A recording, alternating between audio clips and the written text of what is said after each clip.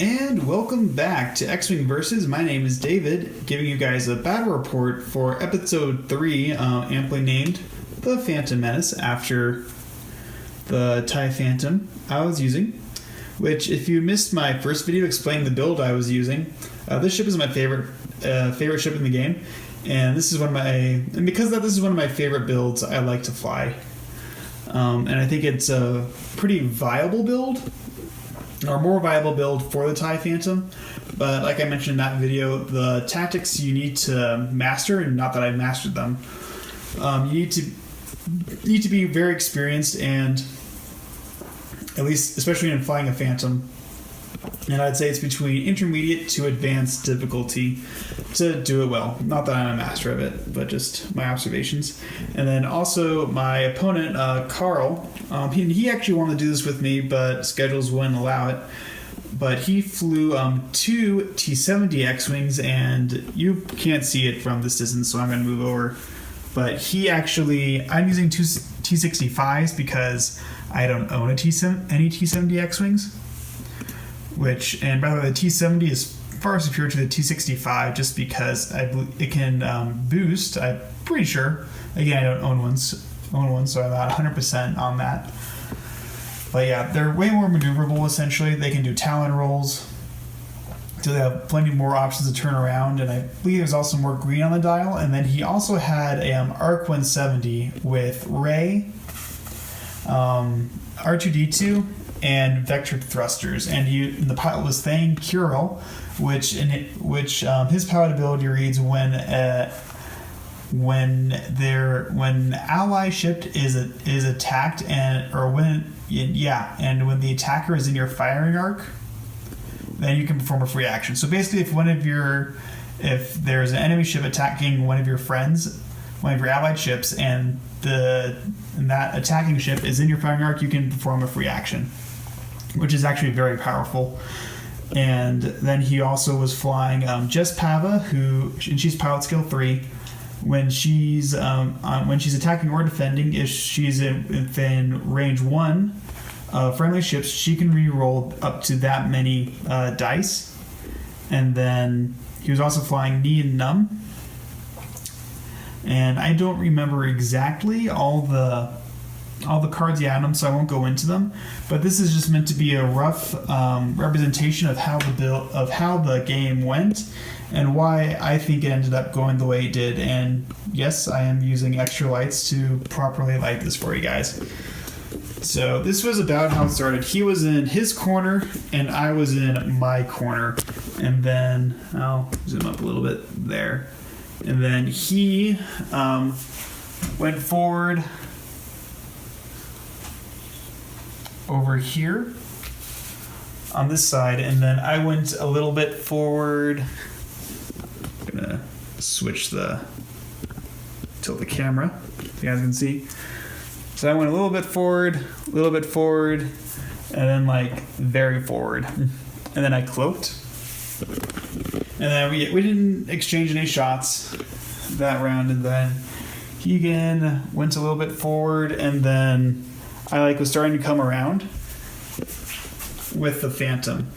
And at this point, there wasn't too much action going on, and Carl did a pretty good job of staying in formation, which allowed Jess Pava to use her ability. And then finally, it looked something like that, maybe. Okay, so actually that's a little bit false. It didn't look exactly like that, but essentially his ships were still all together by the time the engagement started, and then I was right here about with the Phantom, and Carl was aware, and he tried to peel off a ship to engage it, but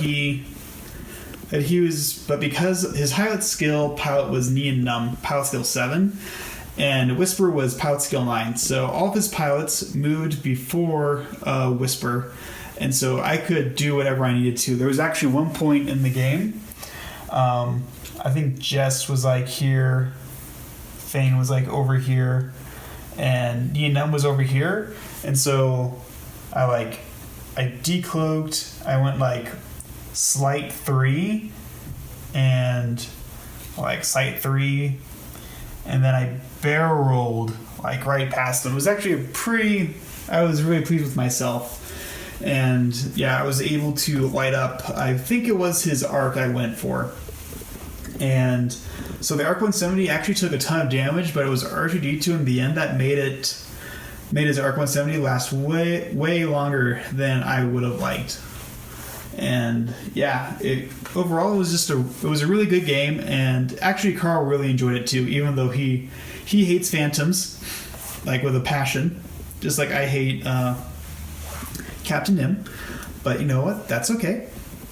Don't have to like every pilot in this game, especially when you're flying against them. Those pilots are definitely understandable. And yeah, overall, it was a really, really fun game. There was lots of like positioning was really key to how the game went down.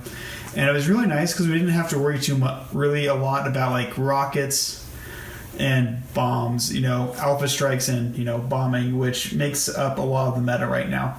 So it was a really nice casual game, and where it kind of got back to the core of X-Wing, which is your maneuver build, which is positioning. And it felt very much like a dogfight, at least with the Whisper with the TIE Phantom. And one thing Carl remarked is he really hates TLTs, and it was really funny because we were roommates a while back ago, and when I first started getting into the game, I remarked he reminded me how much I hated turrets and how I thought like they were basically breaking the game, and then basically in how at the time I would always avoid using them, and then now as you can see, I really don't have any qualms about using a TLT anymore.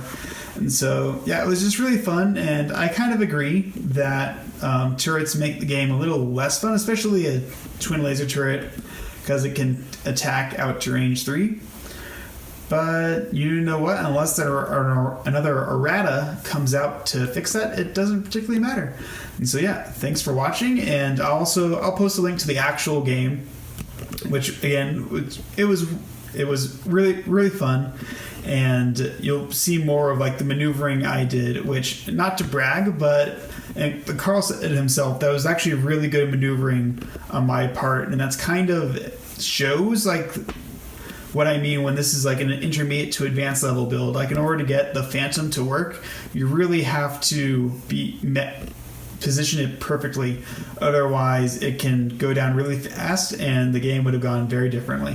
Thanks for watching.